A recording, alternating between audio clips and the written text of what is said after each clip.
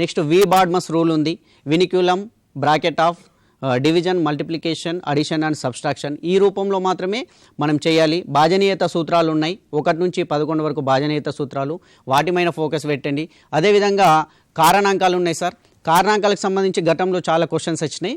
ఒక సంఖ్యనిచ్చి for suppose 420 అనేటటువంటి సంఖ్యనిచ్చి 420 యొక్క కారణాంకాల మొత్తం ఎంత అంటే మొత్తం ఎన్ని కారణాంకాలు ఉంటాయి, లేదా ఆ కారణాంకాలను కలిపితే ఎంత వస్తుంది, సరి కారణాంకాల సంఖ్య ఎంత, బేసి కారణాంకాల సంఖ్య ఎంత, సరి కారణాంకాల మొత్తం ఎంత, బేసి కారణాంకాల మొత్తం ఎంత.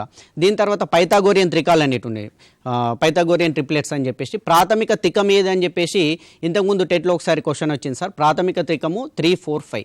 ఈ 3, 4, 5 నుంచే మనం మళ్ళీ వాటిని మల్టిప్లై చేసుకుంటే 6, 8, 10 అనేది వస్తుంది. దాన్ని ట్రిపుల్ చేసుకుంటే 3, 3 జా 9, 4, 3 జా 12, 5, 3 జా 15 అనేది. ఇవి కాకుండా మనకి ఇంకా రెగ్యులర్గా వచ్చేది 5, 12, 13, మళ్ళీ 7, 24, 25 ఇట్లా ఒక 2, 3 ఉంటాయి కాబట్టి వీటి మీద ఎక్కువ ఫోకస్ పెట్టండి. ఈ పైథాగోరియన్ త్రికం వచ్చింది కాబట్టి పైథాగరస్ సిద్ధాంతం అనేది చాలా కంపల్సరీ ఇంపార్టెంట్ అండి. మనకు జామెట్రీ పరంగా ఇదో యూజ్ అవుతుంది, పైథాగోరియన్ పరంగా యూజ్ అవుతుంది, త్రిభుజాల పరంగా యూజ్ అవుతుంది, చతుర్భుజాలకు సంబంధించి ప్రశ్న వచ్చినప్పుడు కూడా మనకు ఆ కర్ణం కనుక్కోవడానికి ఈ పైథాగరస్ సిద్ధాంతం అనేది యూజ్ అవుతుంది కాబట్టి దాని మీద ఎక్కువ ఫోకస్ పెట్టండి.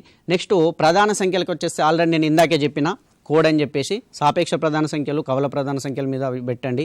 వర్గము వర్గమూలం పైన, ఘనము ఘనమూలం పైన,